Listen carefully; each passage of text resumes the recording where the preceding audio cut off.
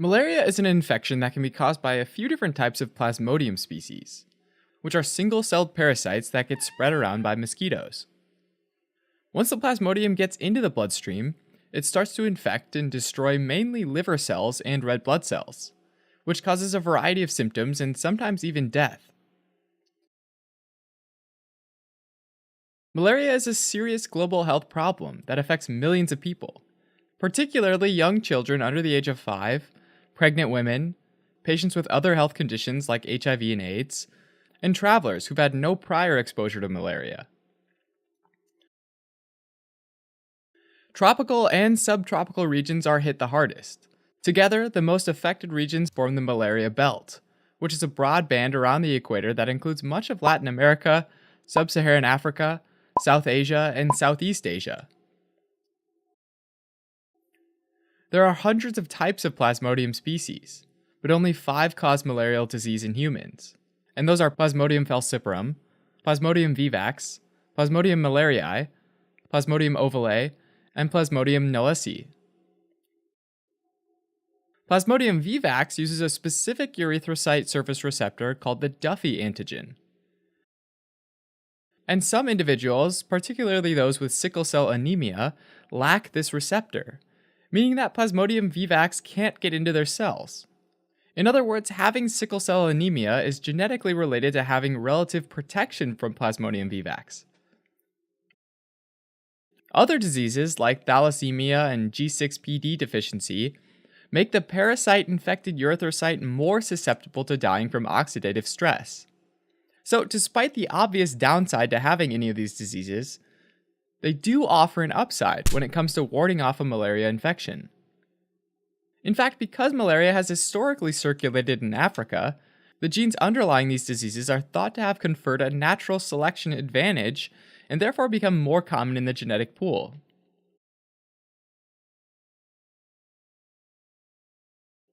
Now, malaria starts when a Plasmodium-infected female Anopheles mosquito hunts for a blood meal in the evening and through the night.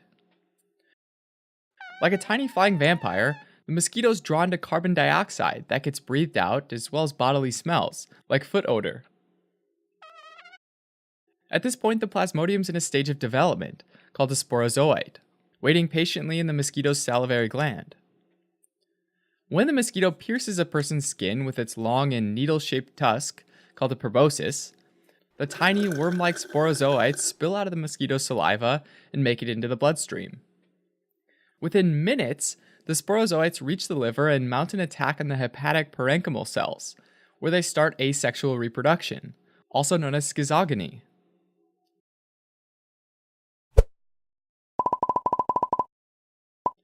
At this point, the Plasmodium species vary a bit.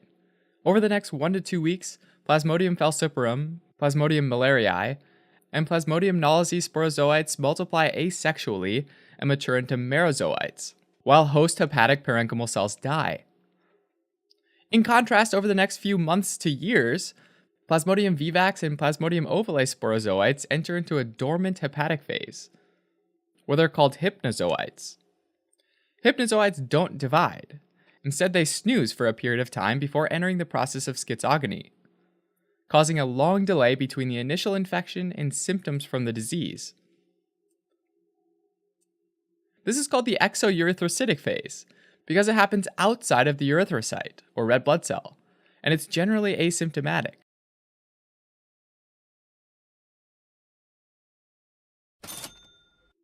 The merozoites are then released into the blood, and each one binds to a surface receptor and invades a red blood cell. Plasmodium ovale and Plasmodium falciparum invade red blood cells of all ages, whereas Plasmodium vivax prefers to invade reticulocytes, which are young, immature red blood cells. And Plasmodium malariae and Plasmodium knowlesi prefer to invade older red blood cells.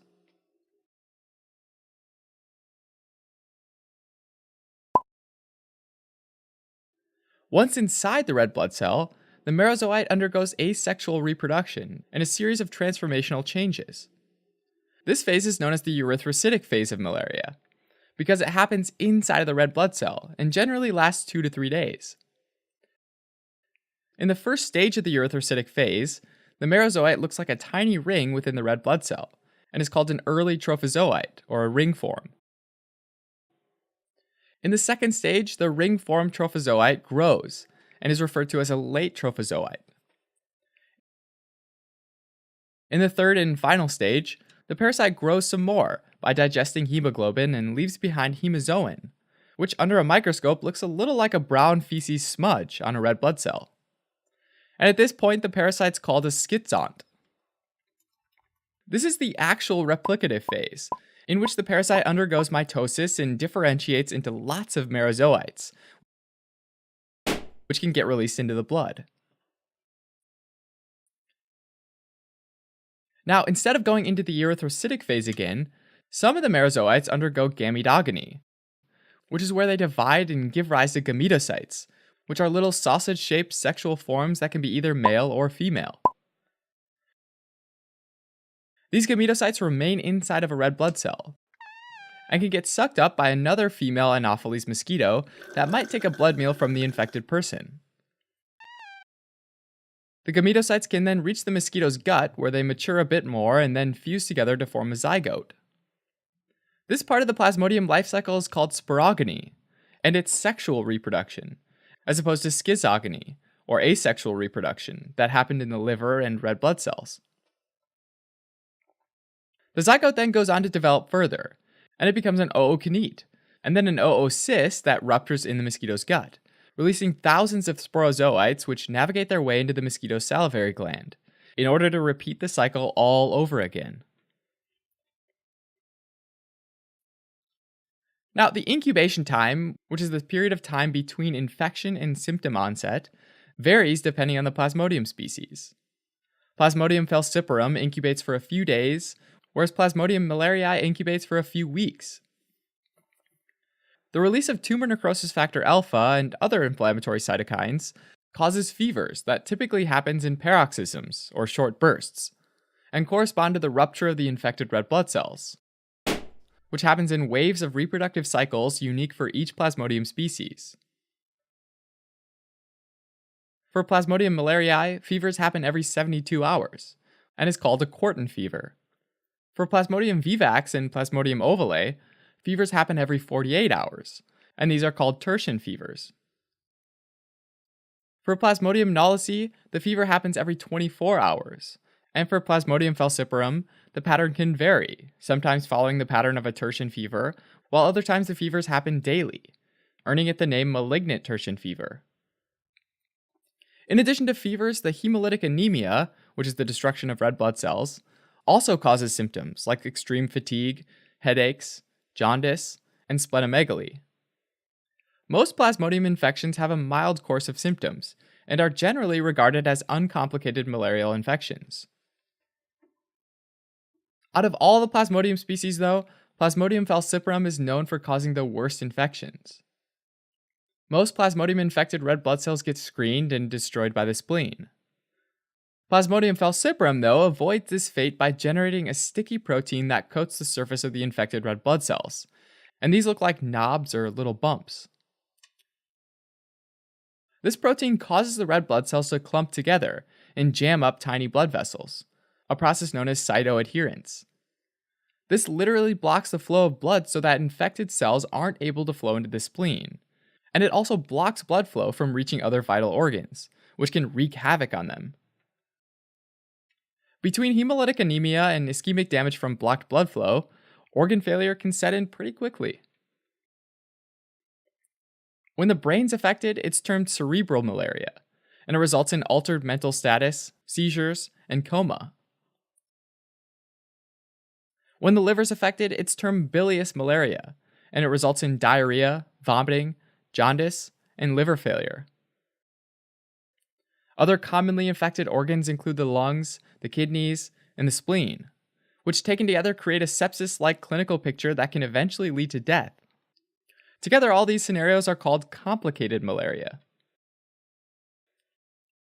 Malaria is usually diagnosed with a thick blood smear that locates parasites sitting within the red blood cells, and a thin blood smear, which directly identifies the Plasmodium species. It's also important to know the percentage of red blood cells infected by a parasite, because patients with greater than 5% parasitemia can have worse outcomes. Some common lab findings include thrombocytopenia, which is a low platelet count, elevated lactate dehydrogenase levels due to hemolysis, and a normochromic, normocytic type of anemia, meaning that the red blood cells are few in number, but those that remain are of normal size and color. Treatment for malaria is generally divided into the different stages of infection. Suppressive treatment, or chemoprophylaxis, is aimed at killing sporozoites before they infect hepatocytes, so it's usually given to travelers that are headed to a country with endemic malaria. Therapeutic treatments aimed at eliminating merozoites in the erythrocytic phase, so it's usually given during an active infection. The exact medication or group of medications that are used to treat an active infection depends largely on the severity of the infection, the age and pregnancy status of the patient, the local malarial resistance pattern, which depends on the geography, and the Plasmodium species causing the infection. It's also important to not take the same medication to treat an active infection that was previously used as chemoprophylaxis.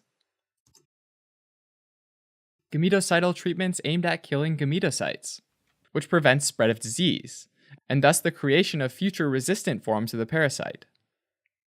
Lastly, radical treatments aimed at killing hypnozoites in the liver, from a Plasmodium vivax and Plasmodium ovale infection. For the most part, cases of uncomplicated malaria resolve with treatment. Even after recovery, some individuals can get symptoms after a period of time, and this is called recurrent malaria, and it's broadly divided into 3 underlying causes: recrudescence, relapse, and reinfection. Recrudescence refers to ineffective treatment that didn't completely clear the infection, a problem common when there are high rates of antimalarial resistance. Relapse refers to situations where the blood was cleared of merozoites, but hypnozoites persisted in the liver, and then emerged to cause more problems. And reinfection is when an individual was effectively treated, but a completely new infection caused a new bout of malaria, a problem common in endemic areas, since a single infection doesn't make a person immune to malaria. Instead, there's an acquired ability to tolerate Plasmodium infections, which relates to the degree of exposure to a variety of different strains.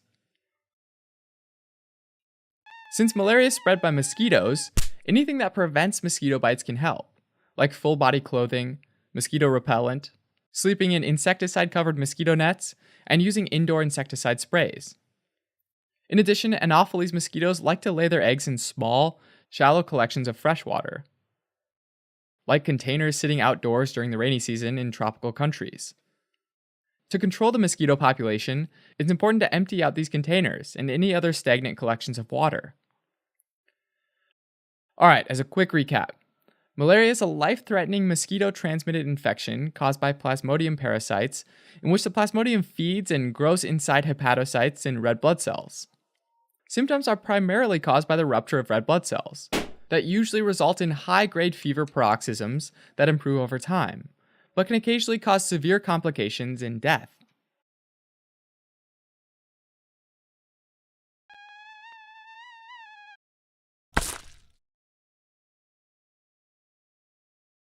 Thanks for watching. You can help support us by donating on Patreon, subscribing to our channel, or telling your friends about us on social media.